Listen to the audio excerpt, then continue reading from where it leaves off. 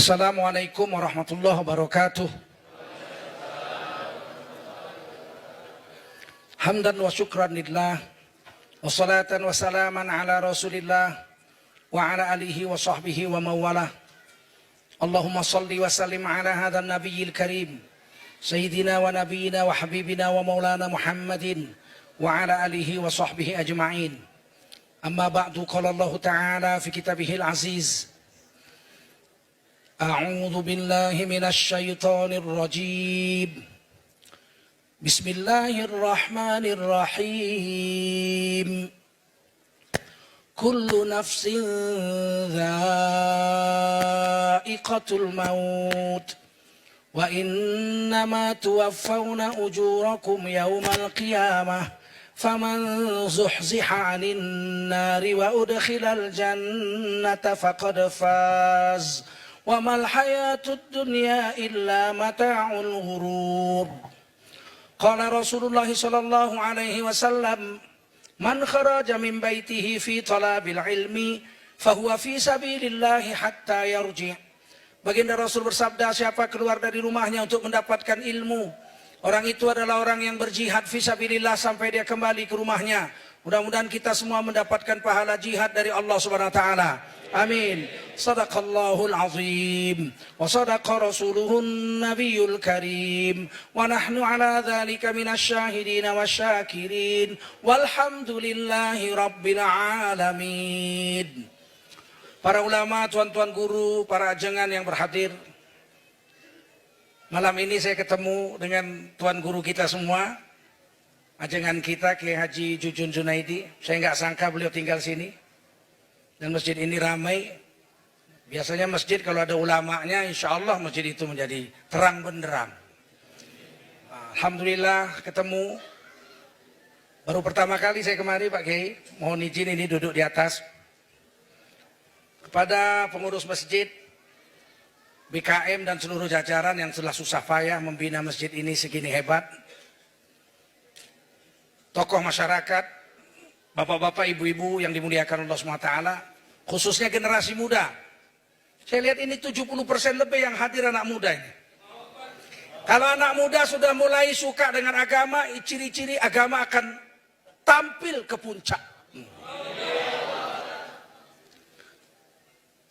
Luar biasa ini. Saya lihat 70% saya pikir ini. Lebih mungkin anak muda yang hadir. Di pundak kamulah semua tanggung jawab menjaga negara kesatuan Republik Indonesia ini agar tetap abadi sampai hari kiamat, menjadi NKRI yang baldatun thayyibatun wa rabbun ghafur. Kita mau Indonesia tetap NKRI sampai hari kiamat, tapi bukan sekedar NKRI. NKRI yang bejat untuk apa? NKRI yang menghalalkan perzinahan, LGBT, judi, mabok, minum keras di mana-mana, narkoba, puluhan ton masuk kemari. Kalau itu kiamat aja lah negeri ini. Kita mau NKRI yang baldatun thayyibatun wa rabbun ghafur. Di pundak kamulah anak-anak muda tanggung jawab itu. Kami sudah tua. Kami akan kembali kepada Allah Subhanahu wa taala. Kamu yang meneruskan negeri ini. Wajiblah kita bersyukur pada Allah SWT. Salawat dan salam kita sampaikan untuk baginda Rasulullah Sallallahu Alaihi Wasallam. Ini hari kita disuruh cerita mati nih. Ini panitianya nakut-nakutin ini. Kita suruh cerita mati. Tapi memang mati itu harus selalu diingat. Sebab orang yang selalu ingat mati itu orang terbaik di sisi Allah SWT. Justru lupa mati itu bahaya. Lupa mati itu pangkal segala dosa. Wa nisyanul maut ra'su kulli khati'ah. Kata Nabi, kenapa orang berani berbuat jahat? Karena lupa mati. Udah nenek-nenek umur 80 masih nyanyi rock. Apa-apanya dong. Ya Allah, gigi aja udah nggak punya tuh orang. Kenapa dia berani begitu? Lupa mati. Udah nenek-nenek umur 60 masih pakai rok pendek, gelar hajah. Disuruh pakai kerudung lah Bu. Ngapain? Itu kan ke Arab-Araban. Kucing aja lihat ya udah nggak selera. Aduh. Kucing aja lihat pahanya udah kendor. Aduh. Kenapa berani begitu? Lupa mati. Dia pikir dia mau hidup 1000 tahun. Yang hidup 1000 tahun cuma Nabi Adam, 1050 tahun. Siti Hawa 950 tahun, Nabi Nuh 950 tahun. Tidak ada manusia hidup 1000 tahun itu tidak ada. Yang hidup 1000 tahun itu cuma Nabi Adam sendiri. Ada satu lagi lah Bob Tutupoli. 1000 tahun tak lama, hanya sekejap saja kita akan berjumpa pula. 60 aja udah stroke, mau 1000 tahun.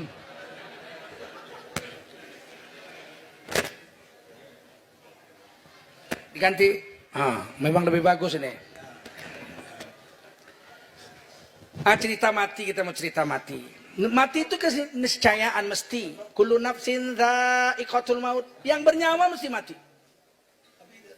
Manusia mati, hewan mati, jin mati, iblis pun mati. Ditiup sangkakala iblis mati. Malaikat mati. Malaikat maut mati. Mati semua, ditiup sangkakala semua mati. Malaikat yang di langit, makhluk yang di bumi mati. Yang hidup tinggal malaikat pemikul arash, malaikat maut, malaikat Jibril, malaikat Mikail, malaikat Israfil yang niup itu nggak mati dong. Masa yang niup mati?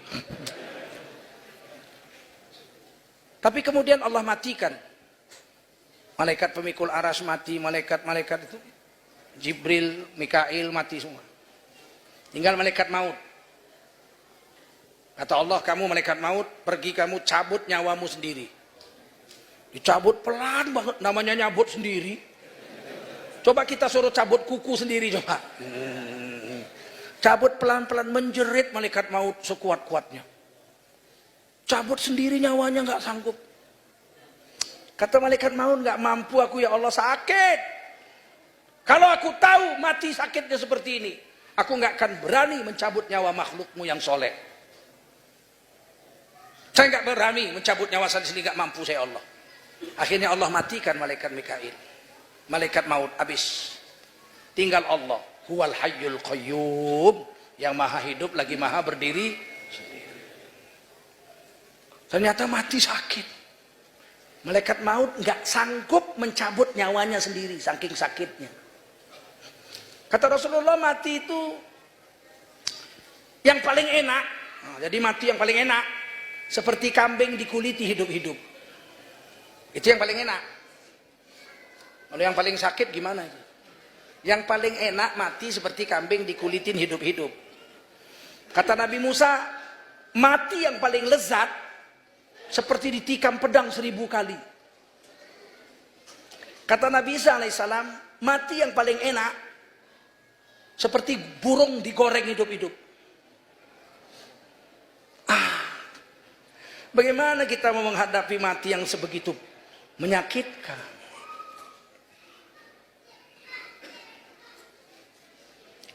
Tapi Rasulullah bersabda dalam hadis lain, wa yakhruju ruhul mu'min min jasadihi kama yakhruju sya'ru minal ajid. Gampang keluar roh orang beriman seperti rambut keluar dari tepung. Ceret, selesai. Kok bertentangan nih hadis? Yang satu bilang seperti kambing di kulit hidup-hidup, Rasulullah sendiri yang mengatakan. Tapi Rasulullah mengatakan lagi, orang beriman mati rambut seperti rambut keluar dari tepung, selesai, tidak terasa sakit. Loh, kok bertentangan ini hadis? Kalau kita orang bodoh seperti saya ini, nggak boleh sok pinter soal hadis. Dia bilang, wah ini mengatakan sakit. Yang ini Rasulullah bilang nggak sakit. Wah kalau begitu yang benar yang mana nih? Yang ini yang benar, yang ini dhaif dibuang, yang ini sahih diambil. Kita bukan ahli hadis. Kita ini ahli hadas. Sebentar-bentar berhadas besar, sebentar-bentar berhadas kecil. Kita bukan ahli hadis. Sok-sok mau menghakimi hadis. Satu orang ulama ahli hadis Beliau jumpa dua hadis ini, dia nangis.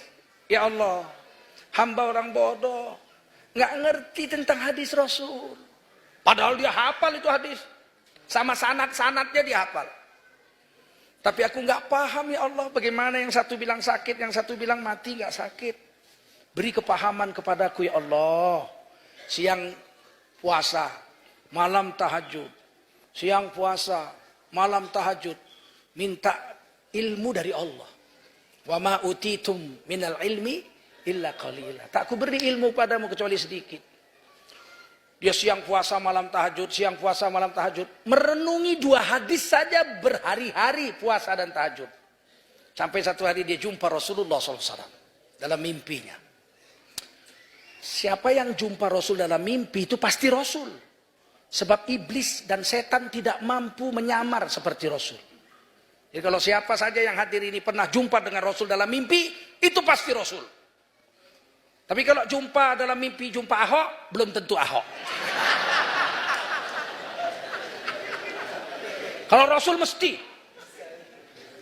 Begitu beliau orang alim ini, ahli hadis ini jumpa Rasul dalam mimpinya, dia pun menangis. Ya Rasulullah, alimni hadzal hadis. Ajarilah aku tentang hadis ini. Yang satu Tuhan bersabda sakit mati. Yang satu Tuhan bersabda mati tidak sakit. Ajarilah aku ya Rasul. Nangis-nangis. Rasulullah bilang, coba kamu baca dalam surah Yusuf. Rasulullah cuma bilang Iqra surah Yusuf. Baca surah Yusuf. Bangun. Begitu bangun langsung duduk baca surah Yusuf. Hafal Quran. Ulama. Kalau kita hafal Quran. Wah, kalau kita hafal Quran ulama ini langsung baca surah Yusuf. Dapatlah dia keterangan tentang hadis itu di surah Yusuf. Bahwa mati tetap sakit. Yang paling enak seperti kambing dikuliti hidup-hidup. Tapi kalau orang beriman yang mati yang soleh, diperlihatkan oleh Allah surga yang akan ditujunya ketika mau mati. Sehingga cantiknya surga, harumnya bau surga. Merdunya nyanyian bidadari menyambut rohnya mau pulang. Sakit itu tidak terasa, terbius. Kata Allah, falaula idza balagatil hulqum wa antum hina idzin tanzurun. Ketika nyawamu sampai di leher, sakaratul maut, pada saat itu kamu akan melihat tempat yang akan kau tuju. Ahli sorga udah lihat sorga. Sementara anak istrinya yang menunggu di tempat tidur di rumah sakit nggak lihat apa-apa. Dia lihat, apa itu cantik sekali. Subhanallah cantiknya. Dicium lagi, harum, masya Allah. Turunlah beberapa asisten malaikat maut. Kadang 6, kadang 8, kadang 10, kadang 12, kadang 20, tergantung derajat ulama yang orang-orang yang mau mati ini. Makin soleh makin banyak. Turun malaikat. Innalladzina qalu rabbunallah. Sesungguhnya siapa-siapa orang yang mengatakan Tuhan kami adalah Allah, tsumastaqamu, kemudian istiqomah dalam agama. Jatuh bangun lagi, kepleset balik lagi, mencong kembali lagi. Terus istiqomah dalam agama. Tatanazzalu alaihimul malaikah. Ketika dia mau mati turunlah malaikat-malaikat. Bukan malaikat maut, malaikat asisten malaikat maut. Malaikat itu berkata, "Alla takhafu wa la tahzanu." Kamu jangan takut, jangan bimbang, jangan cemas, jangan ragu. Wa abshiru bil jannati allati kuntum tu'adun. Beri kabar gembira dengan surga yang dijanjikan Allah untuk mereka. Udah lihat surga. Dia tanya sama malaikat itu apa? Surga. Siapa punya? Kamu punya. Itu istana? Istanamu. Masya Allah. Batu batanya dari emas. Pintunya dari jamrud. Jamrud sebesar kuku aja harganya 2 miliar. Apalagi jamrud sebesar pintu berapa triliun. Coba. Ngapain kita sampai jual agama? Jual agama. Cuman dapat gaji 100 juta sebulan. Kalau kita ahli sorga, pintu istana kita jamrud, Mas. Dia lihat, Masya Allah cantik sekali. Lupalah dia rumah kontrakannya yang kumuh. Kita mau kemana? Kita mau pulang ke situ itu. Ke istanamu itu. Maka dinampakkanlah bidadari-bidadari memakai sutra hijau. Melambai-lambaikan selendang hijau. Memanggil rohnya pulang. Kang Mas, wis suwe tak enteni. Ndang rene Kang Mas. Ini berarti yang mati orang Jawa nih. Allahu Akbar. Senyum manis. Barulah datang malaikat maut. Komandannya datang. Malaikat maut memberikan salam. Assalamualaikum. Selamat atasmu. Waalaikumsalam. Man anta? Ana malakul maut. Malaikat maut saya. Mau ngapain?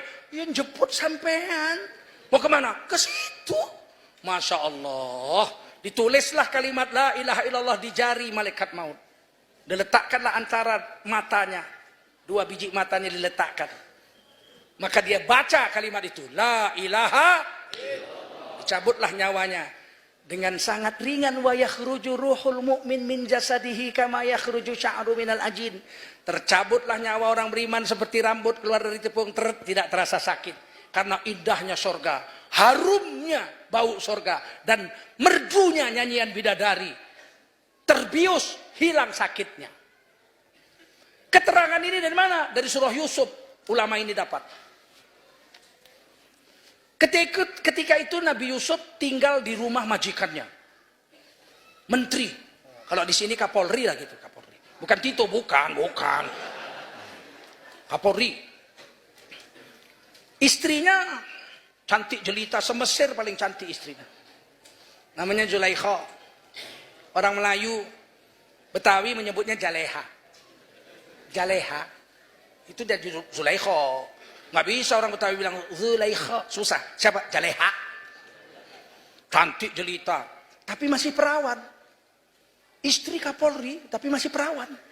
Karena Kapolrinya nggak punya pistol. Satu rumah dengan orang terganteng sedunia. Masya Allah. Nabi Yusuf itu terganteng sedunia.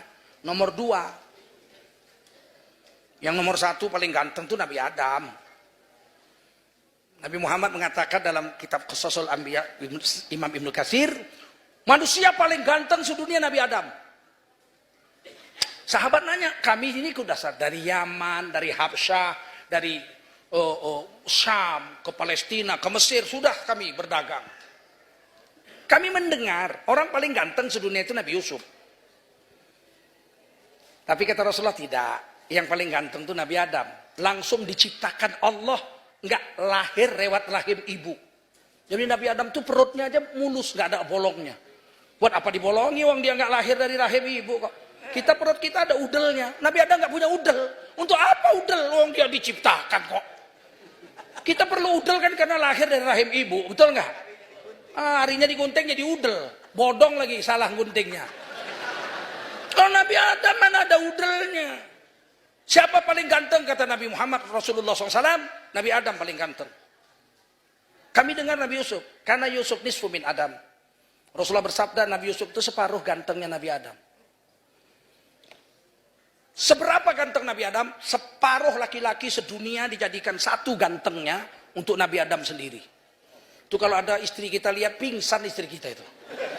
Separuh laki-laki sedunia dari zaman dulu sampai kiamat dijadikan satu untuk Nabi Adam sendiri. Terus Nabi ditanya, ya Rasul kalau begitu Nabi Yusuf gantengnya kayak mana? Separuhnya Nabi Adam. Berarti separuh ganteng laki-laki satu dijadikan satu untuk Nabi Adam sendiri. 1/4 laki-laki sedunia gantengnya jadikan satu untuk Nabi Yusuf sendiri. Sudah habis 3/4. Kami ini ya Rasul memandang wajahmu yang indah. Kami udah ke Yaman, ke Mesir, kemana-mana, ke Syam, ke Palestina, ke Habasyah. Kami belum pernah lihat orang setampan engkau ya Rasul. Ganteng sekali Rasulullah Pak. Nggak bosan-bosan lihat wajah Rasul. Siapa yang pernah jumpa Rasul dalam mimpi, pasti mengatakan Rasulullah adalah manusia paling ganteng. Jadi ganteng mana Rasulullah dengan Nabi Yusuf? Rasulullah menjawab, aku dan Nabi Yusuf seperti rembulan dan matahari. Berarti separuh untuk Nabi Adam ganteng laki-laki, seperempat untuk Nabi Yusuf, seperempat untuk Nabi Muhammad. Habis, kita tinggal sisa-sisanya. Makanya nggak beres aja begini. Nggak beres.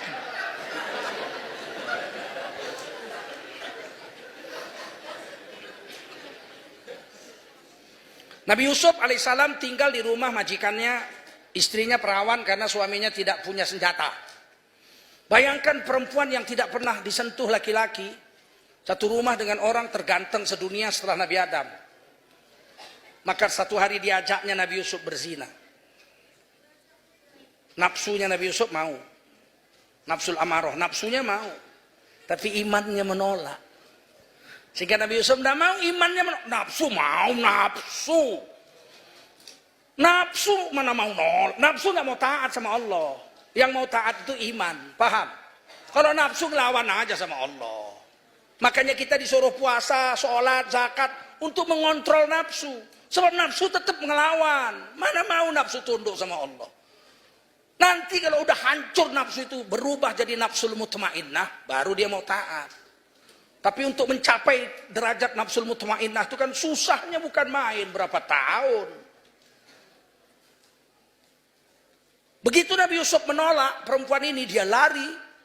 Baginda Nabi Yusuf lari menuju jendela, menuju pintu. Itu perempuan mengejar, ditangkap jubahnya, robek sebelah belakang. Kudda min dubur. Jadi perempuan kalau udah mau, jubah robek, bayangin itu. Jangan kalian pikir cuma laki-laki aja yang hebat. Makanya jangan kalian ganggu-ganggu perempuan. Laki-laki ini kadang-kadang di SMS perempuan. I love you baby. Udah dia mau, mati. HP saya tidak aktif katanya. Jangan main-main dengan perempuan, nafsunya 9. Kejar Nabi Yusuf. Nabi Yusuf lari ke pintu. Begitu dibuka pintu, wa alfaya sayyidaha ladal bab. Ini dalil mengatakan laki-laki boleh dipanggil sayyid. Allah memanggil suami daripada Zulaikha itu adalah sayyid. Ada 3 kali di Quran Allah memakai kata sayyid. 3 kali. Jadi sayyidina itu tidak bid'ah. Pertama surah Yusuf. Wa alfaya sayyidaha ladal bab. Kedua-duanya mendapati sayyid wanita itu ada berdiri depan pintu. Satu lagi surah Ali Imran ayat 29.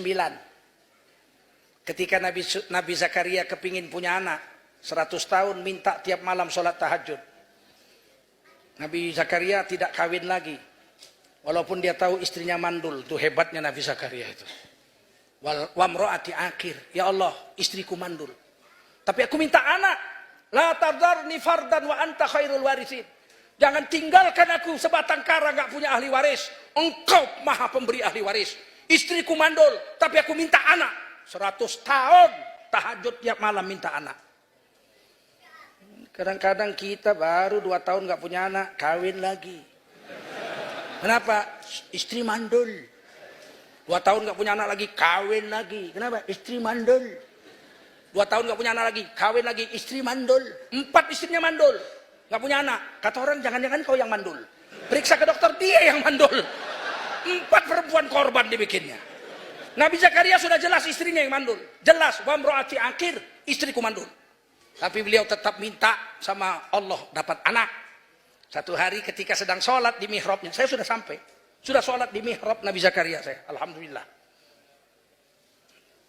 Fanadathul malaikah wa huwa qa'imun yusalli fil mihrab.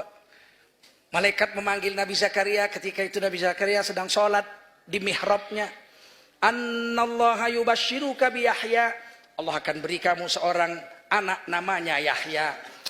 Anaknya belum lahir, istrinya belum hamil, namanya sudah muncul, Yahya. Anaknya belum ada, namanya udah ada. Kau akan punya anak namanya Yahya, berarti laki-laki. Kalau perempuan kan Yayu. Itu hebatnya Quran, ya enggak? Kau punya anak nanti namanya Yahya. Musaddiqam bi kalimatin minallah, dia akan membenarkan kitab sebelumnya, Taurat dan Zabur dan Injil. Wasayyidan, dia seorang sayyidina. Wahasuro, dia akan lahir sampai bujangan, mati bujangan, nggak sempat kawin. Orang yang tidak sempat kawin mati namanya hasur. Imam Nawawi Ad-Dimashqi yang mengarang kitab Riyadhus Shalihin itu disebut al-hasur, mati sebelum sempat kawin. Tapi nggak berzina. Kalau berzina bukan hasur, zani namanya. Kalau bujangan berzina itu namanya zani. Kalau bujangan mati nggak sempat berzina, taat sama Allah masih muda mati, disebut hasur. Nabi Zakaria itu seorang sayyid, seorang hasur, wa nabiyan, dia akan jadi seorang nabi, minas solihin, dan salah satu dari orang-orang soleh. Begitu tersiar cerita. Ya, jadi Sayyidina itu ada 3 ya, sekali lagi di surah Al-Ahzab. Ketika orang-orang kafir mau dimasukkan neraka, mereka mengatakan nattabi'u sadatana wa kubaro'ana. Kami ikut sayyid kami. Jadi ada Sayyidina di Quran 3 kali. Orang soleh disebut sayyid, Sayyidina. Orang bandit pun disebut Sayyidina juga. Dengan mentang-mentang pemimpin terus langsung titisan Allah. Batokmu. Kayak Umar bin Khattab. Allahu Akbar. Umar bin Khattab itu dalam hadis Bukhari, kalau beliau jalan, setan jalan, minggir setan. Gak berani setan. Papasan sama Umar bin Khattab radhiyallahu anhu, setan takut. Kalau ini, ya Allah, kuntilanak aja jatuh cinta sama dia. Kadang bikin jengkel juga, ya enggak? Ngasih gelar kok ketinggian. Itu kalau orang Jawa bilang keberatan gelar sakit, nanti bengek. Kenapa? Keberatan gelar. Ditukar gelarnya. Sontoloyo. Nah, maaf ini. Ini bandrek ya? Bandrek bajigur, bukan? Baik, kita lanjut. Setelah kejadian Nabi Yusuf ini digoda sama majikan perempuannya, mulai cerita orang di kampung. Pak, masa istri menteri jatuh cinta sama budak, gitulah kira-kira. Selera rendah. Ya kan, selera rendah jatuh cinta kok sama jongos. Apa? Ada istilah baru sekarang tuh, kacung. Kacung. Jatuh cinta kok sama kacung. Kacung gue. Ribut tuh satu kampung. Bergunjing perempuan-perempuan kota itu. Perempuan begitu cantiknya, istri menteri jatuh cinta sama kacung. Panas juga nih perempuan. Sakitnya tuh di sini tuh. Awas lu pade, diundang nih perempuan-perempuan. Bangsawan-bangsawan diundang ke istananya. Dikasih pisau satu orang satu. Kalau di sini kasih mangga lah, mangga yang sudah masak itu, yang ada air-airnya itu. Nah, kata Zaliha, kalian kupas mangga. Bukan mangga mengkel, mangga yang sudah ada airnya, yang udah mateng. Kupas. Sedang dikupas begitu, Siti Zulaikha panggil Nabi Yusuf. Ukhruj alaihin. Kamu lewati perempuan-perempuan yang lagi ngupas mangga itu. Lewatin. Kamu gak usah nengok kanan kiri, lewat aja. Kayak Arjuna dalam film tuh. Lewat, jangan kayak Buto Cakil. Aja. Kayak Arjuna aja. Lewat aja. Ukhruj alaihin. Lewati itu perempuan-perempuan. Gak usah ngomong, gak usah apa, lewat aja. Cik. Falamma ra'ainahu.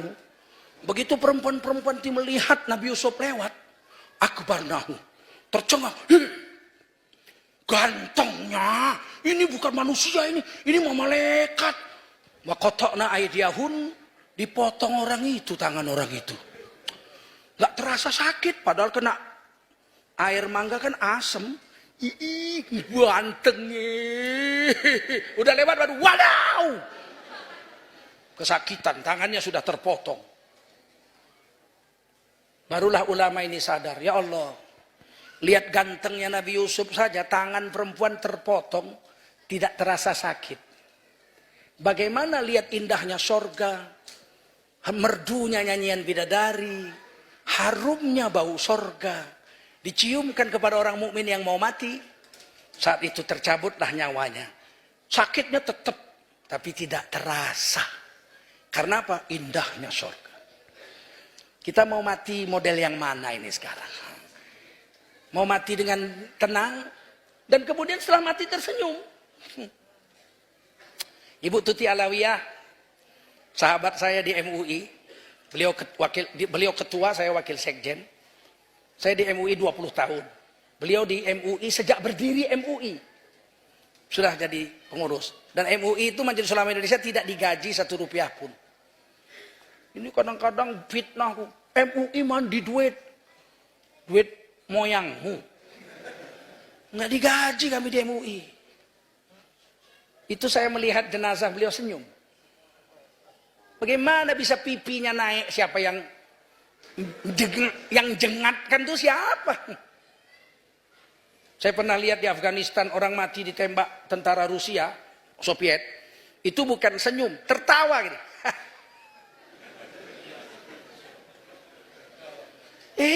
Orang mati bisa ketawa. Tapi saya pernah juga lihat orang mati mendelik, lidahnya keluar gini. Keluar dari biji matanya ini darah. Dari kupingnya, dari hidungnya keluar darah. Sampai terkencing matinya.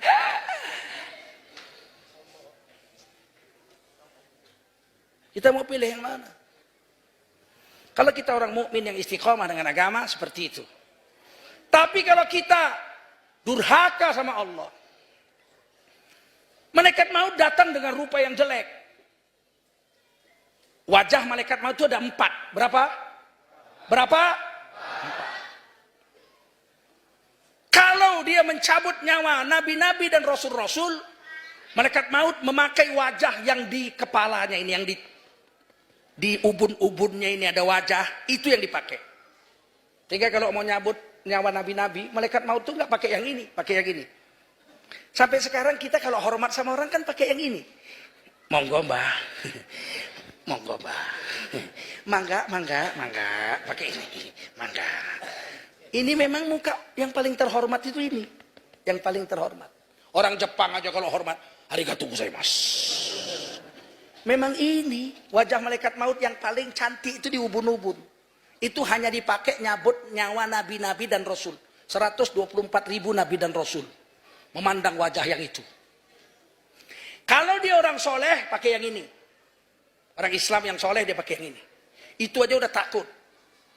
Siti Fatimah radhiyallahu anha diketuk rumah Rasulullah. Tok, tok, tok. Kata Rasulullah, buka. Dibuka, nggak ada siapa-siapa. Ketuk lagi, tuk, tuk, tuk. Kata Rasulullah, buka. Rasulullah sudah sakit waktu itu. Dibuka, berdiri orang Arab.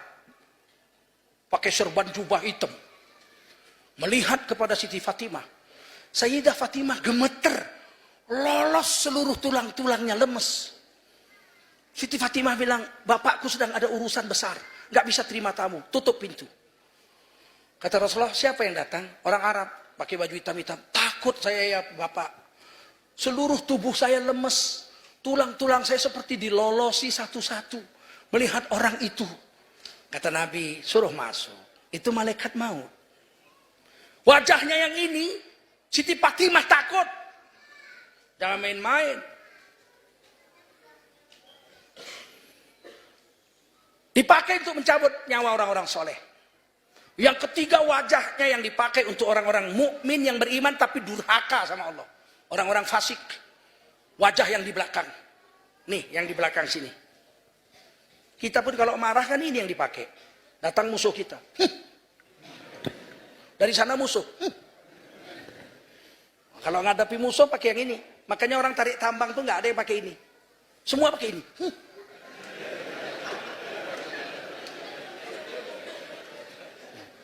Wajah yang ketiga menakutkan.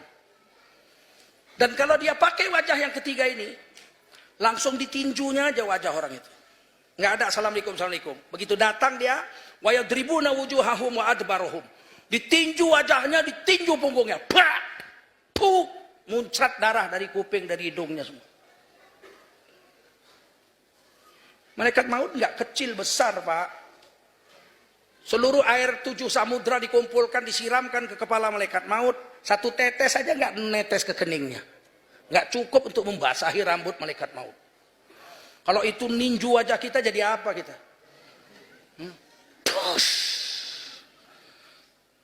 Yang terakhir kaki yang dipakai untuk mencabut nyawa orang-orang kafir. Di mana? Di telapak kakinya. Kita pun kalau marah sama orang, kita tinju orang, jatuh, pakai kaki itu. Malaikat maut kalau mencabut nyawa orang kafir pakai wajah yang di telapak kakinya. Lihat wajahnya saja, ya Allah. Nabi Ibrahim pernah bersahabat dengan malaikat maut.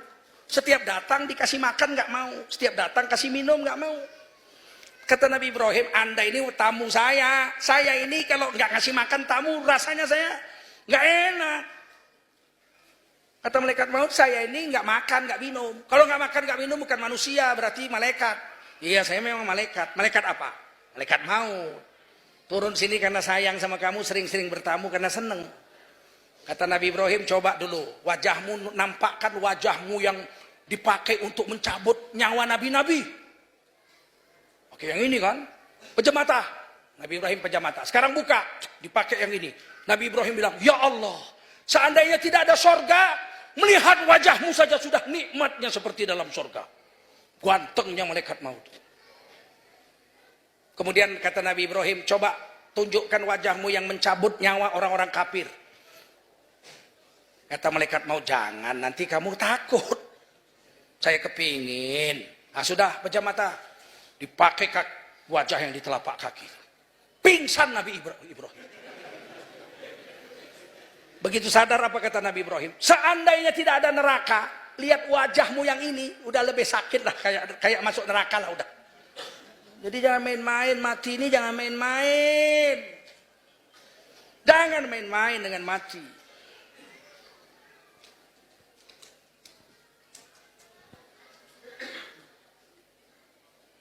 Nah, bagi orang beriman, mati ini jembatan untuk menuju ke tempat yang lebih baik. Kita nggak bisa masuk surga kalau nggak mati. Kalau mau masuk surga mesti mati dulu, betul nggak? Ya kalau nggak mati bagaimana mau masuk surga? Nggak bisa. Mesti mati dulu. Nabi Isa belum mati. Ya harus turun dulu ke bumi, mati dulu. Kalau nggak bisa masuk surga. Nabi Isa itu 33 tahun di dunia. Kemudian diangkat ke langit ke-6 menurut 40 hadis. 41 hadis sahih. Disahihkan oleh Imam Suyuti rahimahullah ta'ala. Nanti dia akan turun dari langit ke-6 ke dunia. Tugasnya yang pertama membunuh Dajjal. Jadi tidak ada yang bisa membunuh Dajjal kecuali Nabi Isa. Setelah membunuh Dajjal, Nabi Isa alaihissalam akan mematahkan salib-salib. Bukan Nabi Isa manjat gereja, gergaji, salib. Seluruh dunia mau berapa 100 tahun. Maksudnya Nabi Isa akan mengislamkan semua orang Nasrani. Masuk Islam karena beliau akan menjadi da'i umat Rasulullah Muhammad sallallahu alaihi wasallam. Beliau hidup 40 tahun lagi dan kemudian wafat, dikuburkan di dalam Masjid Nabawi di sebelah kuburan Rasulullah sallallahu alaihi wasallam. Dan ini Siti Aisyah ngerti. Ketika Rasulullah dikuburkan, kemudian Sayyidina Abu Bakar dikuburkan di kamar tidur Siti Aisyah radhiyallahu anha, yang pertama kamarnya 2. Rasulullah situ, bapaknya Abu Bakar Siddiq radhiyallahu anhu di situ. Tiba-tiba Sayyidina Umar ditikam perutnya sama Abu Lu'lu', putus-putus ususnya. Umar bin Khattab radhiyallahu anhu minum nabis, keluar nabis, bocor. Minum susu, keluar susu. Minum air, keluar. Kata Sayyidina Umar, saya nggak panjang umur lagi. Usus sudah putus-putus. Maka dia bilang sama anaknya Abdullah bin Umar radhiyallahu anhu, Abdullah, datang sama Ibu Aisyah. Bilang sama Ibu Aisyah, Umar bin Khattab kirim salam. Jangan bilang Amirul Mukminin. Bilang Umar bin Khattab kirim salam. Permintaan Umar bin Khattab yang terakhir sebelum mati. Izinkan beliau dikuburkan di samping sahabat yang dicintainya dan Nabi yang dijunjungnya. Di kamar tidur Siti Aisyah.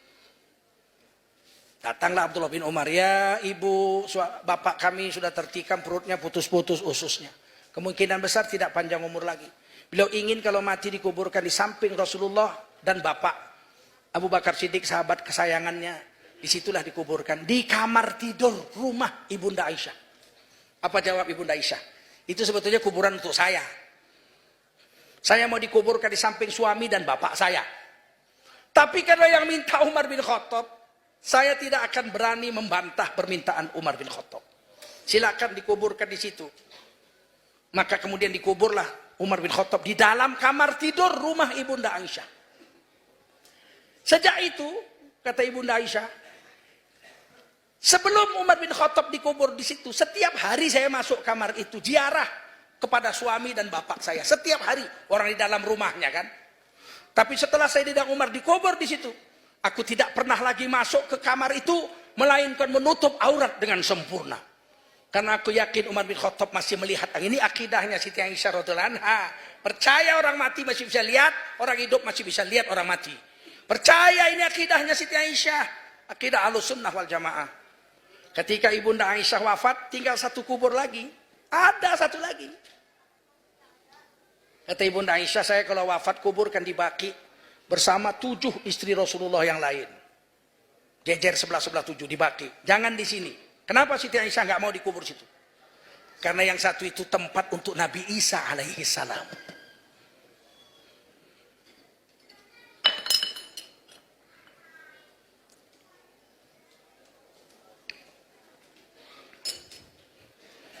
Nah, mati itu jembatan. Nanti Nabi Isa 40 tahun lagi hidup dan beliau mati. Wafatnya Nabi Isa umur 73 tahun. Di Quran kan dibilang yukallimun nas fil mahdi wa kahla. Beliau bicara kepada manusia ketika masih dalam ayunan. Baru lahir ngomong, "Inni Abdullah, aku hamba Allah bukan anak zina. Ataniyal kitab, Allah beri aku sebuah kitab. Waja'alani nabiyya, Allah jadikan aku seorang nabi. Waja'alani mubarakan ainama kunt." Kemanapun aku datang, tempat itu akan dijadikan Allah menjadi tempat yang barokah sampai hari kiamat. Tapi nanti dia wakahlah, bicara lagi kepada manusia ketika usia kakek-kakek kahal. Kapan kahal? Orang umur 33 udah diangkat ke langit kok. Tapi Quran bilang Nabi Isa akan berbicara kepada manusia ketika usia kahla, kakek-kakek. Berarti umurnya tambah 40 tahun lagi di dunia. Jangan usah heran. Jangan usah heran. Nabi Adam aja begitu. Nabi Adam itu 100 tahun di sorga. 950 tahun di dunia. Total umur Nabi Adam 1050 tahun. Nggak usah heran. Oh heran sih. Fa'alu lima yurid. Allah kuasa melakukan apa yang Allah mau. Faham? Kita percaya kalau hadis sahih, Quran, masa kita nggak percaya? Makanya orang Nasrani itu bencinya sama Nabi itu nggak pakai lan. Kalau Yahudi pakai lan. Walan tardo angkal Yahudu. Yahudi itu dari kemarin sampai sekarang sampai besok sampai kiamat nggak akan pernah ridho sama kamu. Wala an nasoro. Tapi Nasrani nggak pakai lan. Nasrani pakai la. Al-Baqarah 120. Wala an nasoro. Bahwa Nasrani satu hari akan masuk Islam. Kapan? Nabi Isa turun. Mematahkan salib-salib itu maksudnya mengislamkan orang Nasrani. Bukan manjati gereja, gergaji. Ditangkap Densus 88 lah.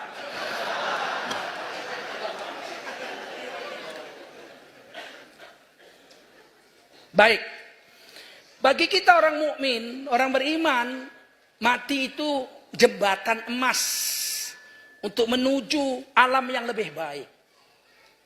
Kalau kita beriman dan beramal soleh, begitu kita masuk kubur, iman diperiksa. Begitu kita hari kiamat, amal diperiksa. Ini harus penting kita pelajari. Sebab orang-orang jil, jaringan Islam liberal, dulu zaman dulu namanya Mu'tazilah, diambil sama Eropa menjadi paham rasionalisme. Paham rasionalisme mendulukan otaknya, akalnya daripada Quran dan hadis. Dibawa ke Amerika menjadi humanism. Oleh Nurcholish Madjid di Amerika, dibawa pulang ke Indonesia jadi liberal. Paham liberal. Liberal ini sebetulnya kafir. Karena meminggirkan Quran dan hadis demi kafir. Sama komunis beda-beda tipis lah. Cuman yang satu di sisi kanan, satu sisi kiri. Ada yang liberal sini, tobat semua. Daripada mati digebuk malaikat maut. Ku kasih tahu betul-betul ini, jangan main-main. Berani sama malaikat maut, berani.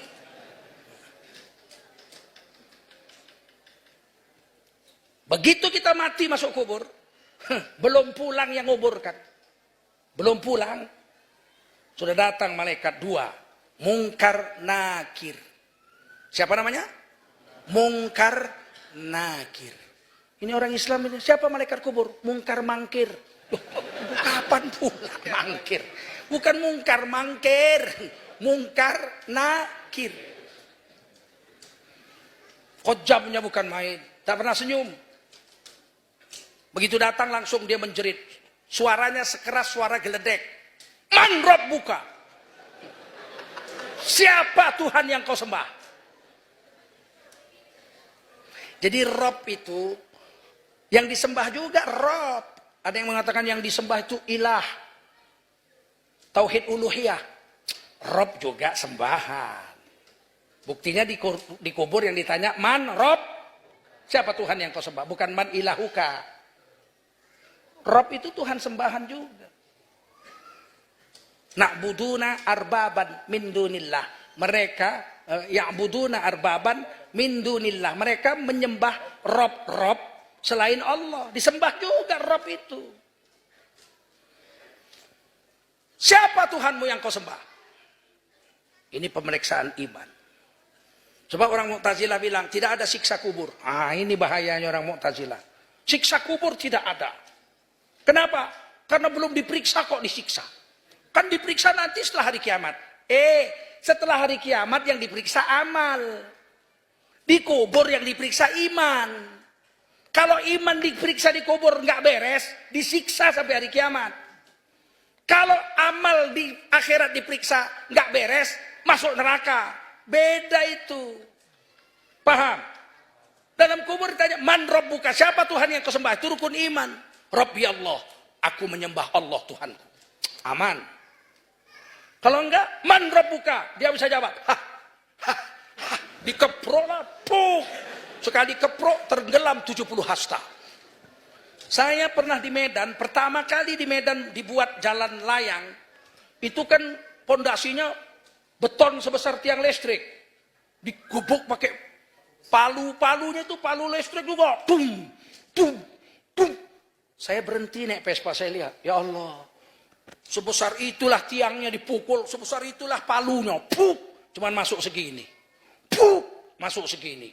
Puk, masuk segini. Kalau malaikat Mungkar Nakir sekali kepuk, puk, masuk 70 hasta. Bayangkan.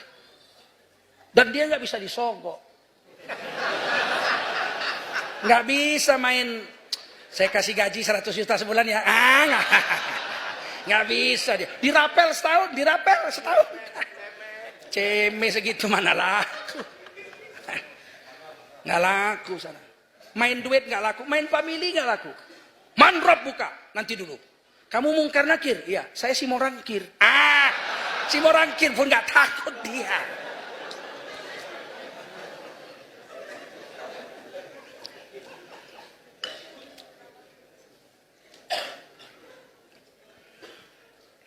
Pertanyaan kedua, ma imamuka, kitab yang menjadi peganganmu apa? Ma imamuka, kitab apa yang kau baca menjadi pedoman hidupmu? Majalah Tempo. Kena.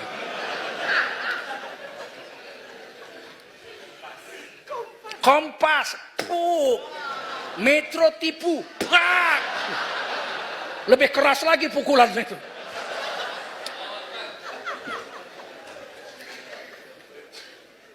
Kalau dia bilang Al-Quranul Karim, aman. Pertanyaan ketiga, man nabiyuka, siapa nabimu? Yang menjadi pedoman hidupmu dari ujung rambut sampai ujung kaki. Lahir dan batin, kau ikut siapa kau? Ikut siapa? Ditanya di situ. Kalau dia bilang Muhammad Rasulullah SAW, aman. Tapi kalau Gus ini, Gus itu, apa Gus-Gus? Kena. Sunnah Nabi itu, kalau kita nggak amalkan belum tentu berdosa. Sebab sunnah Nabi ada yang wajib. Sholat 5 waktu wajib, menutup aurat wajib. Betul nggak? Tapi ada sunnah Nabi yang sunat. Menutup kepala, sunat. Ya kan? Makan baca bismillah, sunat. Masuk WC baca Allahumma inni a'udzubika minal khubthi wal khubath. Sunat. Enggak dibaca enggak berdosa. Dibaca unggul, dapat 1 hasanah 10 pahala. Jadi sunnah Nabi belum tentu kalau enggak dikerjakan itu berdosa. Ada sunnah Nabi yang mubah. Sunnah Nabi, perbuatan Nabi, perkataan Nabi atau diamnya Nabi terhadap sahabat, tapi hukumnya mubah. Ada sunnah Nabi yang mubah. Apa itu? Kawin sama janda. Nabi kawin apa enggak? Kawin. Nikah itu sunnah Nabi apa enggak? Nah, Nabi nikah sama janda. Sudah 2 kali jadi janda. Suami pertama wafat, kawin lagi, suami kedua wafat, punya anak Hindun bin Hindun. Kemudian Siti Khadijah jadi janda, sudah 2 kali. Nabi suami ketiga. Berarti nikah sama janda sunnah apa enggak? Sunnah apa enggak? Hukumnya apa? Mubah, enggak sunat, enggak wajib, enggak. Sunnah Nabi tapi mubah. Sunnah Nabi yang sunat, kawinlah sama gadis. Kata Nabi, nikahilah perawan karena mulutnya lebih harum dan lebih bisa dibawa bercanda. Kalau kawin sama gadis bisa lomba lari, ting ting ting ting ting ting ting ting ting ting di balik pohon bunga, ting ting ting ting ting ting ting ting. Kalau janda nggak mau, ting ting ting kayak anak-anak.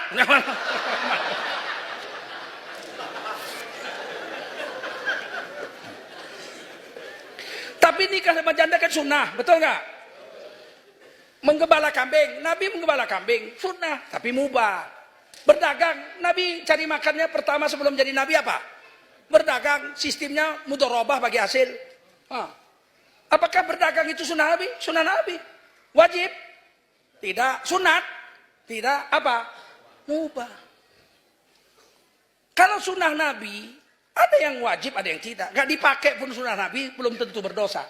Tapi menghina sunnah Nabi, dia tahu itu sunnah, dia hina, murtad, bukan berdosa, murtad, keluar dari Islam. Karena menghina Rasulullah. Sudah tahu dia Rasulullah berjenggot, dibilangnya, kambing, mbek, murtad. Kalau dia tidak berjenggot, belum tentu berdosa. Sebab berjenggot ini tidak semua ulama mewajibkan. Mazhab Syafi'i tidak mewajibkan, sunat berjenggot, mazhab Syafi'i. Tapi mazhab Hanafi mewajibkannya. Belum tentu berdosa, tapi kalau udah tahu dia Rasulullah berjenggot, dihinanya jenggot, jenggot, ini orang murtad dari Islam. Dan itu ditanya di kubur, man nabiuka, siapa nabimu? Saat itu Rasulullah dihadirkan. Dalam hadis yang lain Rasulullah dihadirkan ke situ. Kita bisa lihat Rasul, Rasul bisa lihat kita. Ketika dilihat Rasul kita tidak berjenggot, Rasulullah buang muka. Makanya dalam mazhab Syafi'i kalau kita memandikan jenazah, jenggotnya waktu kita cuci copot, yang mencucinya itu wajib mengambil jenggot itu dan membalikkannya, kembalikan ke situ. Harus dibawa mati masuk kubur. Haram hukumnya kalau ada orang mati dicukur jenggotnya. Jelek, cukur aja.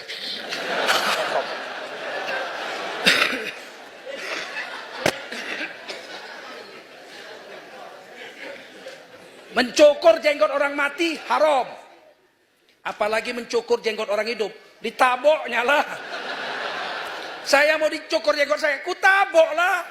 Justru istriku jatuh cinta lihat jenggotku ini. Gimana ente? Dikubur ditanya, man nabiyuka, siapa yang menjadi ikutanmu lahir dan batin? Kita jawab, Rasulullah sallallahu alaihi wasallam. Pertanyaan keempat, man ikhwanuka, siapa temanmu?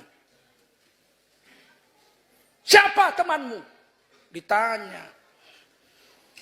Siapa temanmu? Dia jawab, teman Ahok. Kena ini orang.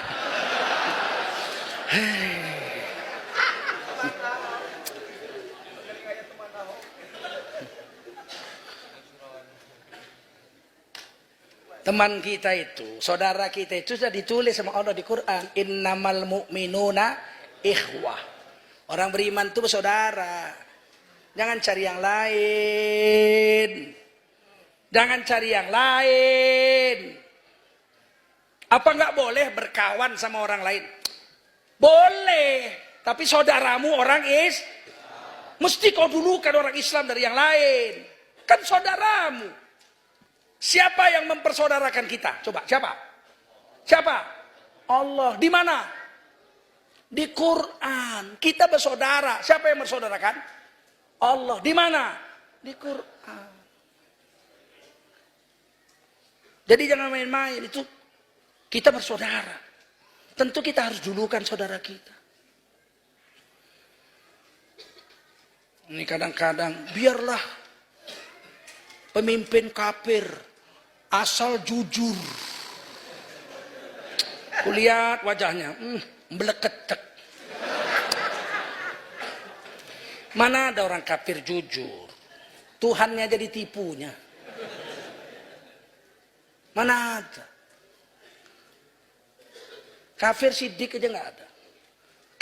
Kafir soleh aja nggak ada, apalagi sidik. Sidik itu jujur, itu satu derajat di bawah Nabi itu. Orang sidik itu satu derajat di bawah Nabi. Orang yang selamat di akhirat itu 4 golongan. Berapa? Wa may yuti'illaha war rasul. Siapa yang seumur hidup bisa taat sama Allah sama Rasul, faulaika ma'al ladzina an'ama Allahu 'alaihim minan nabiyyin was-siddiqin wasyuhada'i was-salihin wa hasuna ulaika rafiqa. 4 golongan ini. Orang yang taat sama Allah sama Rasul kalau mati akan dikumpulkan pertama dengan nabi-nabi. Nabi ada 124.000. Semuanya Nabi 124.000. 313 diantaranya Rasul. 25 yang wajib kita kenal. Kalau nggak kenal, kena rukun imannya compel. Meskipun nggak berturut-turut, mesti tahu Nabi itu yang 25 itu. Kalau disebut orang Idris, saya tahu Idris Rasul. Muhammad Rasul.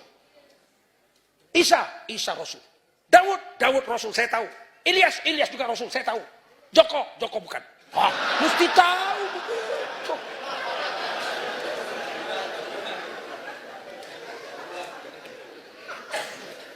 Lima Rasul Ulul Azmi. Satu yang disebut Sayyidul Anbiya wal Mursalin. Begitu. Kita tidak bisa jadi nabi, mana bisa kita jadi nabi. Nabi sudah tutup, khotamun nabiyin sudah habis nabi. Nggak ada lagi nabi setelah Nabi Muhammad SAW. Tapi kita bisa bersama Nabi.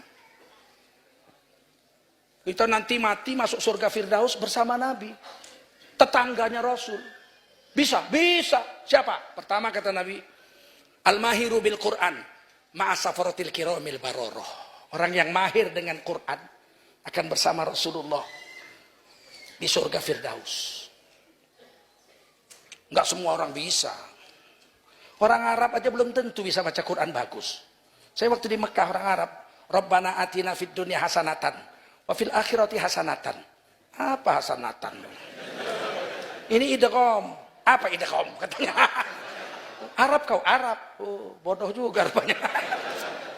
Enggak semua orang Arab pandai. Juara musabaqah tilawatil Quran banyak orang Indonesia. Betul? Betul? Iya, yang saudara seperguruan saya aja yang juara berapa? Ahmad Muhajir, Adri Azhari, Zainul, Fadlan Zainuddin itu saudara-saudara saya seguru. Dengan saya Azra'i Abdul Rauf di Medan. Kita bisa bersama Nabi. Siapa lagi yang akan bersama Nabi kalau mati?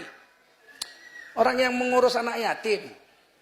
Ana wa kafilul yatim hakadha. Cuma Nabi geser sedikit aja. Aku dengan orang yang ngurus anak yatim seperti ini di surga. Tetangga sama Rasul. Itu ngurus anak yatim begitu sama Rasul di surga. Apalagi ngurus mamaknya. Bukan mamaknya yatim itu, bukan. Mamak kita. Ngurus yatim aja begini, apalagi ngurus mamak kita. Bukan mamaknya yatim itu, bukan. Nyeleweng aja kalian ini. Kalau ngurus mamak yatim itu bagus juga kalau mau. Diurus bukan dikawini. Apa lagi yang bisa membuat kita sama dengan Nabi? Anta ma'aman ahbabta yaumal qiyamah.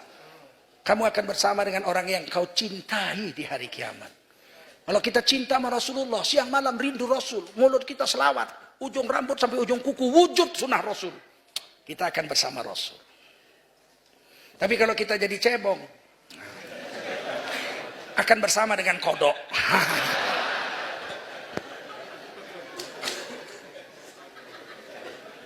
Kalian kok ketawa sih aku bilang begitu?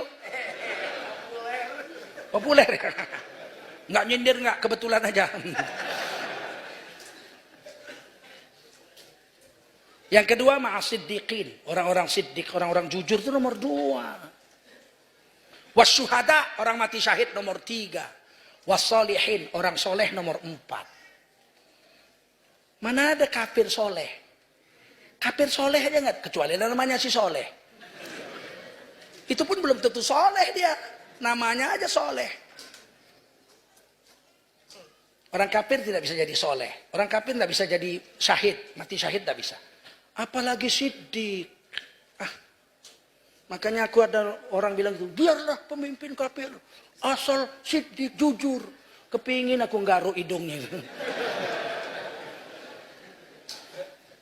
Jangan ketipu mas, jangan tertipu.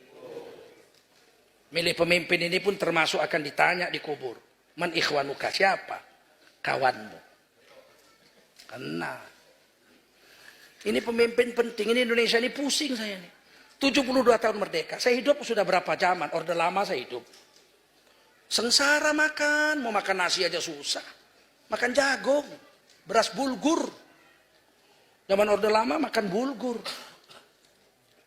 Minyak tanah antri. Kalau burger enak banget. Burger bekicot. Bulgur. Nasi campur jagung. Burger.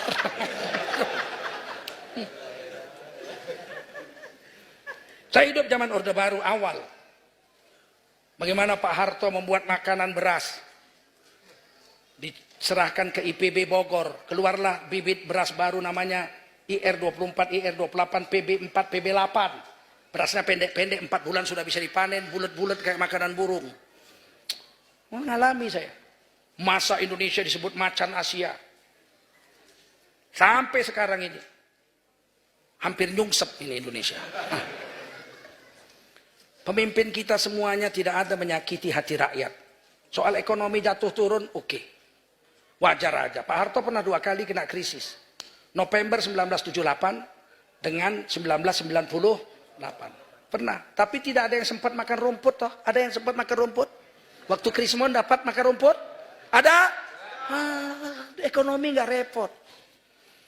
Yang paling repot tuh menghina agama, merusak agama, meminggirkan agama, dan menyakiti hati rakyat. Itu yang bikin sakit.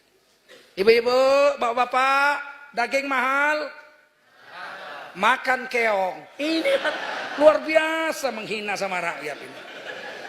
Belum pernah terjadi menteri kita menghina rakyat seperti ini. Lebih kejam dari penjajah Belanda. Belanda di Medan dulu nanam tembakau deli. Dipanggil Tuan Menir. Dia bilang sama pembantunya, inem, kue orang mesti hari ini masak sup ya, sup daging merah yang nomor 1. Kue masak daging merah bikin sup yang enak, itu kalau sudah masak kue orang tidak boleh makan. Itu sup untuk tuan sama nyonya. Kue jangan makan. Kue masak yang lain ya, kue masak tulang. Sup tulang, kue makan tulang supaya kue punya tulang kuat, supaya kue punya kerja bagus. Daging untuk tuan sama nyonya, kue makan tulang ya. Daging sapi untuk tuan sama nyonya, tulang sapi untuk kue orang supaya tulang kuat. Nggak ada dia bilang, hari ini kue masak sup yang bagus, daging nomor 1. Kalau sudah masak itu daging untuk tuan sama nyonya, kue masak bekicot ya. Nggak ada, nggak ada. Ini parah betul ini. Bikin jengkel betul aku. Lebih parah dari penjajah Belanda, betul nggak? Nggak takut mati nih orang apa? Yang paling menyakitkan bagi kami para ustadz, agama dirusak. Itu yang bikin sakit, kita nggak bisa tidur berhari-hari. 72 tahun merdeka. Presiden pertama anak Raden, Bung Karno. Presiden kedua menantu, Kanjeng Haryo. Pangeran Sumo Haryomo. Dari Solo, bapaknya Ibu Tin, Pak Harto, Jawa. Ketiga, Habibie, ibunya orang Solo. Bapaknya pembesar di Gorontalo. Keempat, Gus Dur, kakeknya pendiri Nahdlatul Ulama, Yai Hashim Asy'ari. Megawati, anak Bung Karno. SBY, orang Jawa. Tidak pernah terjadi selama 6 presiden ini. Dipanggil pembaca Quran ke istana. Baca Quran lagu Jawa. Nggak pernah. Tidak pernah. Tiba-tiba. Presiden ke-7. Dipanggillah Qori. Untuk membacakan acara Maulid Nabi di Istana Negara. Lagunya lagu Jawa. Tidak ada yang lebih menyakitkan bagi saya melebihi perlakuan ini.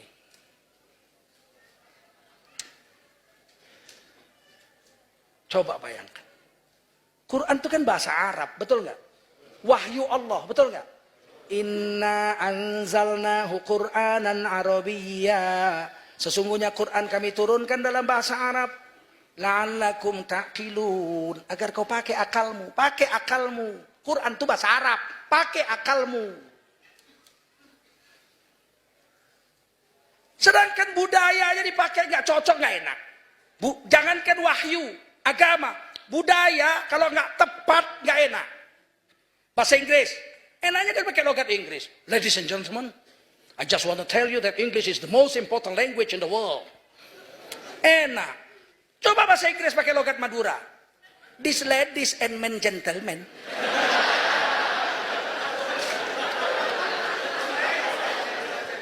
I just want to tell you that English isn't very important. Enak nggak?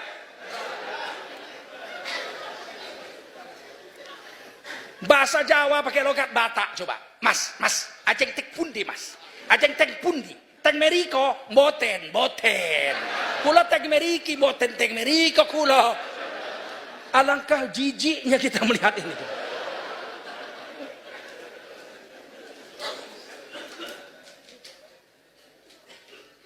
Begitu juga nyanyi.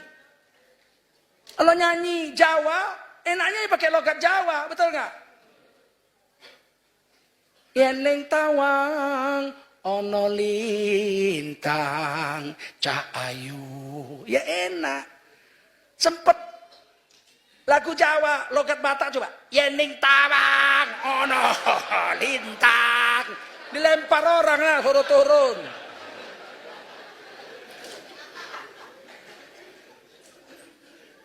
Tiba-tiba datang ke istana, baca Quran, lagunya lagu Jawa. Ya ayyuhalladzina amanu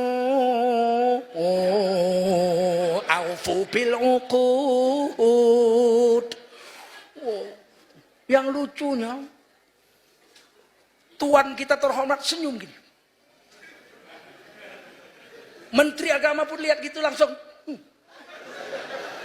Tapi duta besar Kuwait, Saudi, Irak, pada mangap gitu. Kaget. Sejak kapan ini baca Quran begitu? Astagfirullah. Beberapa hari kemudian Menteri Agama pidato. Kita akan membuat musabaqah tilawatil Quran tingkat nasional, membawakan lagu-lagu daerah se-Indonesia. Dipidatokan di Manado pada penutupan seleksi musabaqah tilawatil Quran di sana. Saya protes, ulama-ulama protes. Ketua Ikatan Persaudaraan Qori dan Qori'ah, Sayyid Aqil Munawar, protes. Mengeluarkan resolusi, dibuat di Istiqlal. Secara sehan, resolusinya menolak pembacaan Al-Quran pakai lagu-lagu daerah. Terutama musabaqah tilawatil Quran pakai lagu daerah dengan memakai uang negara. Bayangkan hancurnya agama. Kalau baca Quran pakai lagu daerah juga.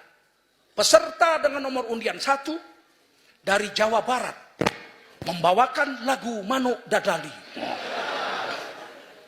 Alhamdulillahi Rabbil Alamin Ar-Rahmanir Rahim Maliki Yaumiddin. Wah, hebat. Peserta nomor 2 dari Sulawesi selatan membawakan lagu Angin Mamiri. Angin mamiri ku pasang, alam nasrah laka sadrak, wa wada'na anka wizrak, alladzi anqadha dhahrak. Berserta nomor 3 dari Sumatera Utara membawakan lagu Sinanggar Tulo. Sinanggar Tulo, Tulo, oh Tulo, alhamdulillahi rabbil alamin, alhamdulillahi rabbil alamin. Apa enggak hancur agama begini? Peserta dari Solo membawakan lagu Bengawan Solo. Alhamdulillahi rabbil alamin. Besok sholat maghrib bawa gitar semua orang.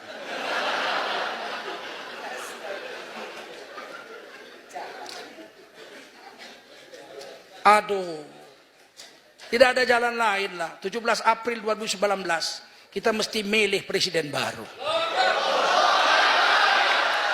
Siap? Siap? Alah, nanti kasih 100.000 belok.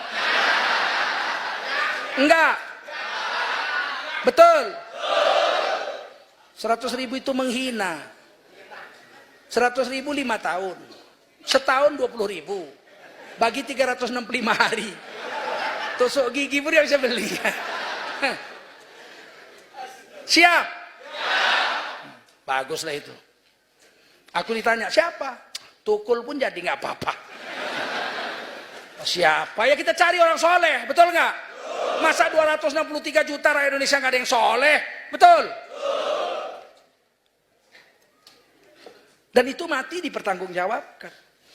Sempat itu terjadi, semua orang yang baca Quran lagu daerah, dosanya dia yang nanggung semua. Apa enggak malaikat enak aja itu, asal masuk, pau. Kata Allah, kok enggak kau tanya lagi, enggak usah kalau yang ini enggak usah tanya, pau.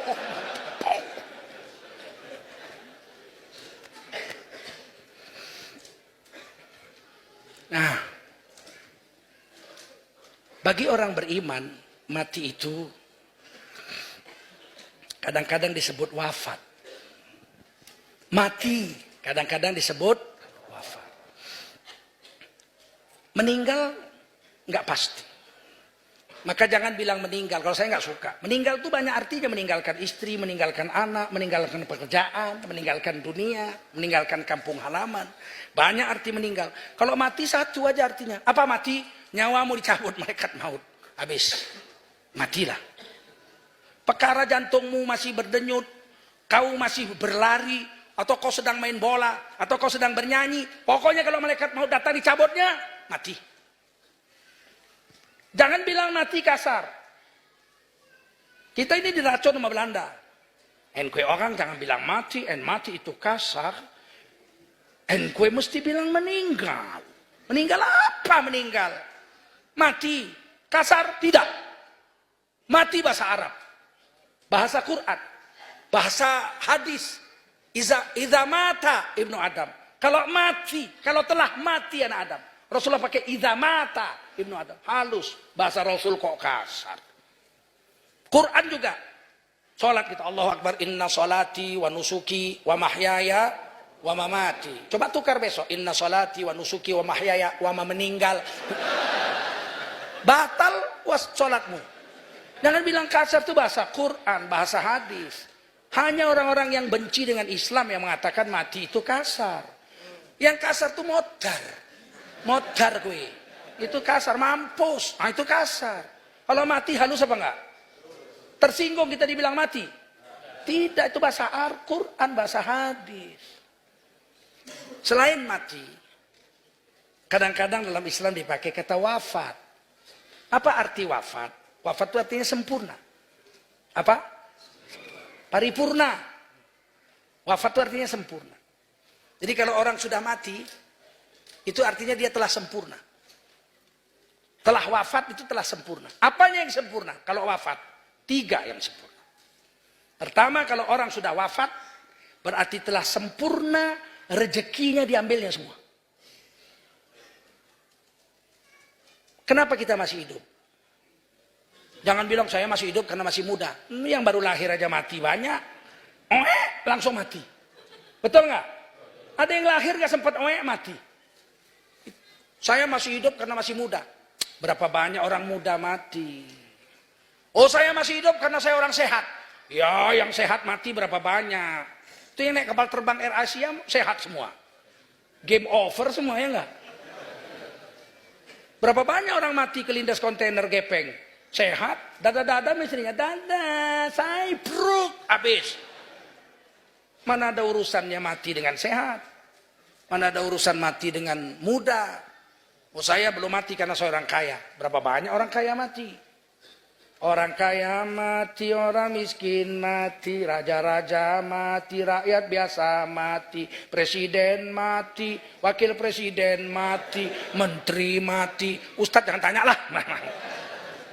Mati semua. Apakah mati itu melihat sehat? Tidak. Melihat tua? Tidak. Kaya? Tidak. Miskin? Tidak. Tidak. Yang dilihatnya apa? Rezeki. Hadis qudsi mengatakan, Allah berfirman, Anna nafsan lan tamut. Itu nyawa manusia tidak akan mati hatta tastakmila rizquha. Sampai rezekinya habis semua diambilnya, baru datang malaikat maut. Kalau ditakdirkan Allah makanan saya itu 60 karung beras, saya makan. Saya belum habis 60 karung itu saya belum mati. Tapi begitu habis 60 karung, malaikat Mikail lapor, ya Allah, makanan untuk Tengku Zulkarnain nggak ada lagi. Di laut nggak ada, di darat nggak ada, di langit nggak ada, di bumi nggak ada lagi, udah nggak ada lagi. Tinggal minumlah 1 botol aqua. Kata Allah, ya sudah, tugasmu hai malaikat Mikail untuk mengumpulkan rezeki bagi Zulkarnain sudah habis. Hari ini tugas malaikat maut menyelesaikannya. Begitu teguk terakhir saya minum, itu malaikat maut sudah hitung mundur 10, 9, 8, 7, 6, 5, 4, 3, 2, 1. Satu napas nggak nambah. Nambah pun nggak nambah. Cup habis. Satu nggak nambah. Idza jaa ajaluha la yastakhiruna sa'ah wa la yastaqdimun. Enggak bisa ditambah, enggak bisa dikurang. Pas mati. Jadi kalau ditanya, kenapa kita masih hidup, Bu? Kenapa kita masih hidup, Pak? Rezeki kita belum. Jadi kenapa kita takut enggak dapat rezeki? Makan apa besok? Makan apa besok? Kalau masih ada rezeki kita tidak mati. Paham? Ada laut Cina Selatan sana, ikan lahir dari rahim ibunya, keluar dari mulutnya 100.000 ekor. Satu yang sebesar ujung jarum, ditulis malaikat Mikail. Milik ini rezeki Zulkarnain, tulis. Siapapun nggak bisa ngambil ikan itu, kecuali saya. Dimakan ikan besar, lolos dari giginya. Aku bukan rezekimu, aku rezeki Zulkarnain. Berenang sampai besar, berat 1 kilo, dipancing sama orang Cina di laut Cina Selatan sana. Dibawa nelayan kita ke Pekanbaru, Pekanbaru dibawa ke Muara Karang, Muara Karang dibawa ke Mall Klender, dijual Klender, dibeli sama Ibu RW 14. Bukan saya yang beli, Ibu RW. Dipotong jadi 8 potong, disambel. Tiba-tiba habis zuhur saya lewat rumah RW, dipanggil, Pak Tengku. Masuk sini dulu. Kenapa? Ada apa Pak RW? Saya mau rapat dulu. Oh iya, silakan. Masuk. Oh iya, terima kasih. Ada waktu? Ada. Duduk. Nah, ngobrol sebentar. Ayo makan yuk. Oh boleh. Oh, di atas meja berapa potong tadi? 8 potong ikan kakap disambel. Ih, ikan kakap. Waduh, baru. Ayo makan. Kata Pak RW, saya nggak bisa makan sambal, mencret Pak RW. Nggak boleh makan sambal. Saya makan, saya ambil tengahnya 1, tinggal 7. Oh enak banget. Keringet makan. Mau pulang, Ibu RW bilang, Pak Tengku pulang. Istri mana Ibu? Oh lagi pulang ke Medan. Nggak ada siapa-siapa di rumah? Nggak ada. Udah bawa aja di semua. Ikan ini 7 potong lagi. Kan Bapak mencret. Dalam hati saya, memang rezeki saya itu ikan. Yang beli siapa? Yang nangkep siapa? Yang masak siapa? Yang makan siapa? Saya. Nggak usah takut dengan rezeki. Itu berkaitan dengan nyawa. Kita tidak akan mati sebelum rezeki habis dimakan. Kalau ada satu apel di Washington, tertulis nama Bejo, itu antara 2 saja. Bejo pergi ke sana makan apel itu di Amerika, atau apel itu yang terbang ke mulut Bejo. Hanya 2 saja. Dia pergi ke Amerika makan buah itu, atau buah itu yang datang ke rumahnya. Dimakan sama dia. Selesai dimakan, cabut malaikat maut. Habis. Begitu. Paham? Yang kedua disebut wafat. Sempurna pendengaran dan penglihatan orang mati itu. Orang yang sudah mati bisa melihat apa yang nggak bisa dilihat orang hidup. Kita nggak tahu sekarang ada apa di Amerika. Apa yang terjadi di Spanyol, nggak tahu. Tapi orang mati. Fabasarukal yaumal hadid. Penglihatanmu lebih tajam dari pedang. Sekarang saya tanya, apa yang ada di belakang tembok ini? Nggak ada yang tahu. Karena kita orang hidup, mata kita terbatas. Tapi kalau orang mati, apa yang terjadi pada anak-anaknya di seluruh dunia dia lihat. Seorang ibu di dalam kubur, dia bisa lihat anaknya di Amerika lagi sholat tahajud. Masya Allah, nak, sholat tahajud kok sayang, di Amerika lagi nakku. Ya Allah, tetaplah anakku dalam hidayah. Tiba-tiba diperlihat, wah anakku yang di Tegal. Ya Allah, nak, main judi kau nak. Sontoloyo kau. Ya Allah, jangan matikan anakku sebelum dapat hidayah darimu ya Allah. Dilihat lagi anaknya, ya Allah, anakku yang di sana di pesantren sedang baca kitab. Ya Allah, berilah hidayah pada anakku, pelihara hidayah sampai dia mati. Itu dilihat semua. Maka ketika kita mati, kalau kita berbuat maksiat, kita menyakiti hati bapak dan ibu kita. Menyakiti hati Rasul. Rasul lihat. Lihat Rasul. Bapak ibu kita lihat. Yang bilang Quran kok gimana? Quran yang bilang. Wa qul i'malu. Katakan hai Nabi, i'malu, beramallah kamu semua umat Islam. Fasayarallahu amalakum, Allah akan lihat amalmu. Wa rasuluhu, Rasul akan lihat amalmu. Wal mu'minun, orang beriman akan lihat amalmu. Bapak ibumu apalagi? Dan Imam Ibnu Katsir dalam tafsir Ibnu Katsir, surah itu surah At-Taubah ayat 105. Menuliskan dua hadis Tirmidzi dengan Abu Dawud. Bahwa mayat itu melihat perbuatan anak-anaknya di dunia. Kalau anaknya soleh, dia bahagia. Bangun kita jam 12 malam. Dilihat ibu kita, alhamdulillah Pak, anak kita bangun Pak. Masya Allah, masuk kamar mandi, buang air kecil. Ya Allah, ntar lagi wudu. Tiba-tiba tidur. Ya Allah, nak, malam cuman kencing aja kau nak.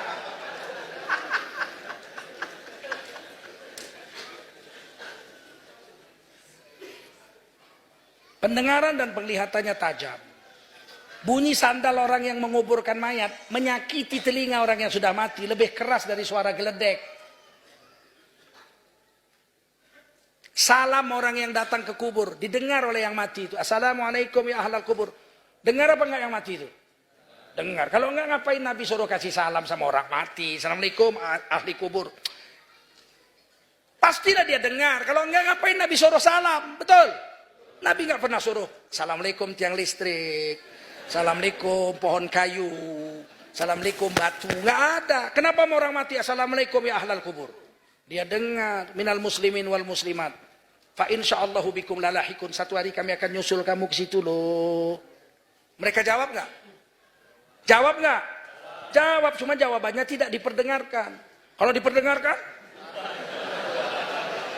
Jawara pun loncat pagar. Assalamualaikum. Waalaikumsalam. Oh.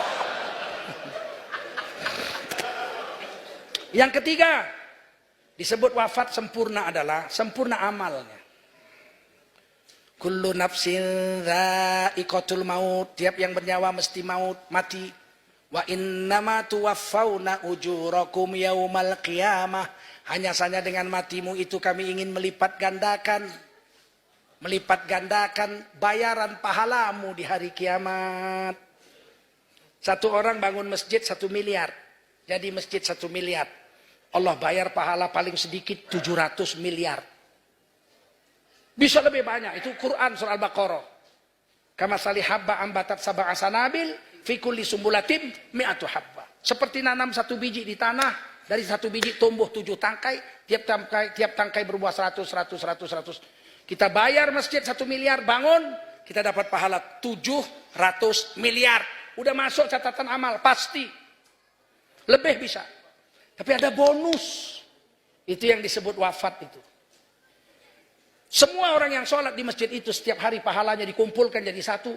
Diserahkan sama yang membangun masjid tanpa mengurangi pahala orang yang sholat di masjid itu. La yang kusu dzalika min ujurihim syai'a, itu hadis Muslim. Maka terkejutlah orang beriman di hari kiamat ketika disuruh baca catatan amalnya. Iqra kitabak, baca catatan amalmu. Dia bilang, ya Allah, umur saya 60 tahun, saya mati, sholat saya berhenti. Tapi kenapa ini setiap hari ada ratusan sholat? Masuk ke catatan amal saya ratusan sholat orang.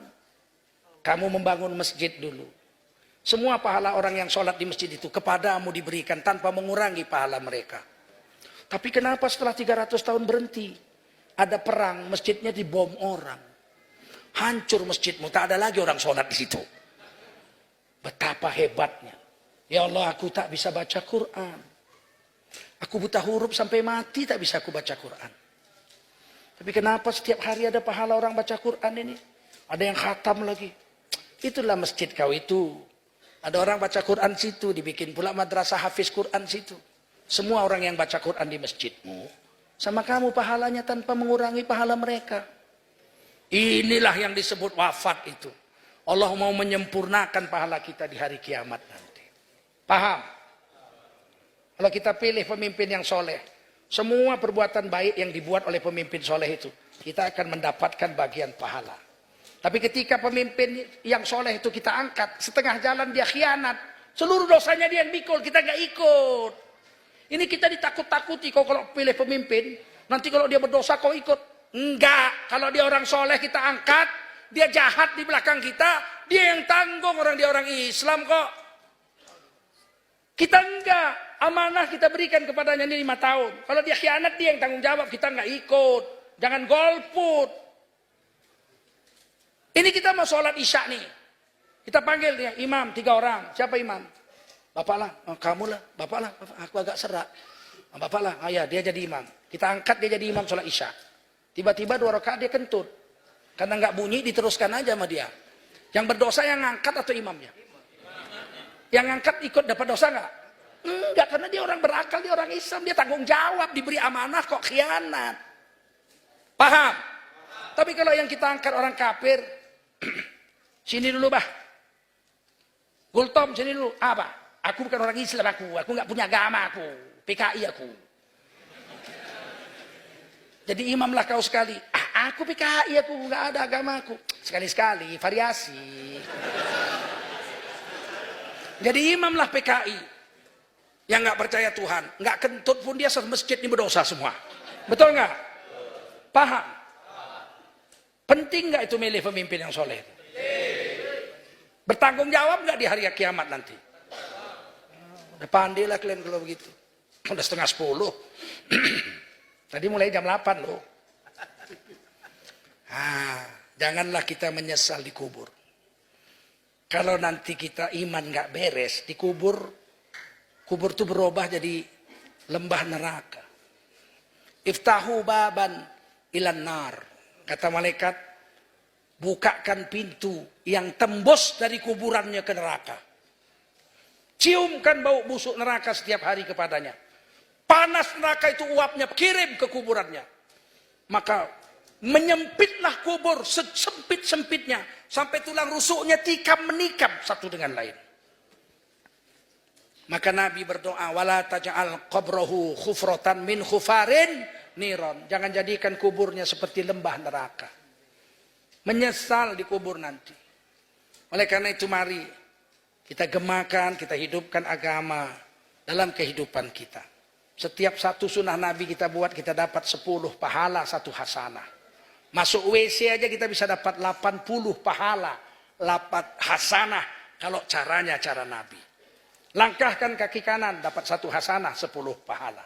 Baca doa Allahumma inni a'udzubika minal khubthi wal khaba'is, dapat 2 hasanah, 20 pahala. Jongkok waktu buang air besar, air kecil, 3 hasanah, 30 pahala. Istibroh waktu buang air kecil, 4 hasanah, 40 pahala. Tutup, cuci dengan air istinja, 5 hasanah, 50 pahala. Tutup aurat sempurna di kamar mandi supaya keluar aurat kita nggak dilihat orang, 6 hasanah, 60 pahala. Waktu keluar dari kamar mandi, langkahkan kaki kanan. 7 hasanah, 70 pahala. Baca doa alhamdulillahilladzi adhaba 'anil adha wa afani. Selama di WC dapat 8 hasanah. Wal hasanatu bi asyri amsalihha. 1 hasanah dibayar 10 pahala. Selama di WC dapat 80 pahala. Karena ikut sunnah Rasulullah sallallahu. Maka saya kalau ada WC masjid dikunci, saya protes. SMP saya sudah protes. Kenapa dikunci tadi, Pak? Saya mau buang air kecil nggak ada, dikunci. Saya terpaksa ke gereja. Gereja buka. Apa kata yang punya masjid? Dilihat saya. Saya kunci. Karena banyak orang masuk ke WC ini cuma buang air aja. Kencing aja. Habis itu pergi nggak sholat. Ya Allah, Pak. Kamar mandi memang tempat kencing. Kalau ada orang masuk kamar mandi sholat, gila lah dia.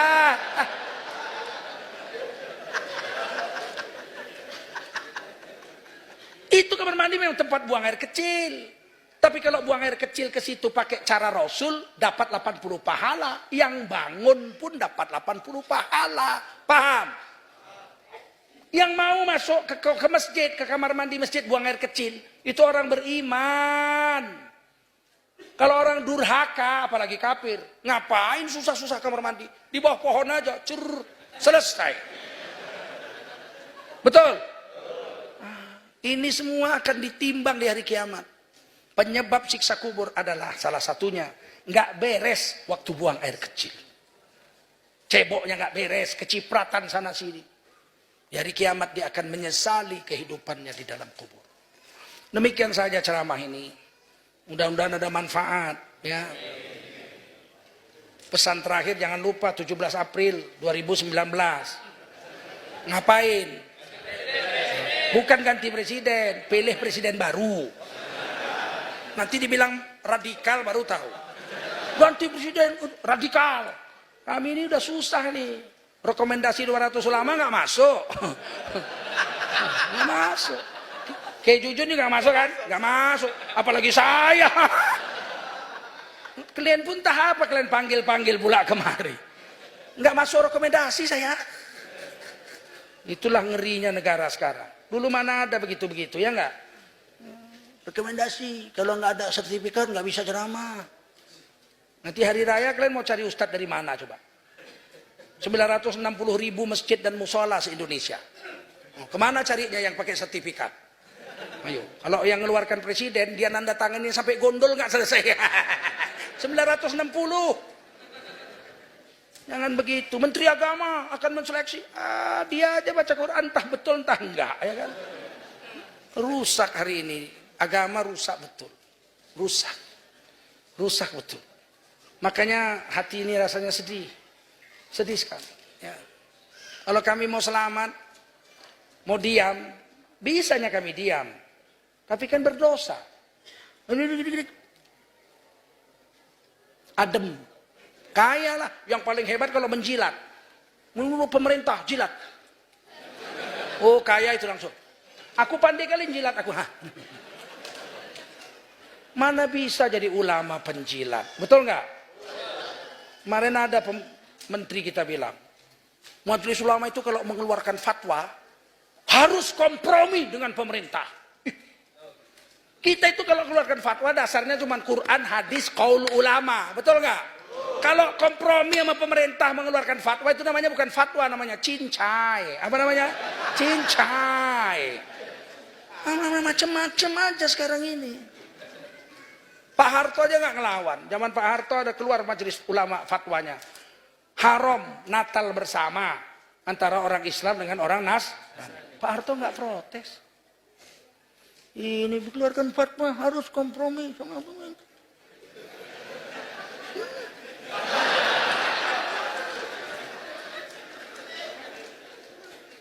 Subhanallah bihamdihi, subhanakallahumma wa bihamdika, asyhadu an la ilaha illa anta, astaghfiruka wa atubu ilaik. Subhana rabbika rabbil izzati amma yasifun, wa salamun alal mursalin, walhamdulillahi rabbil alamin. Wassalamualaikum warahmatullahi wabarakatuh.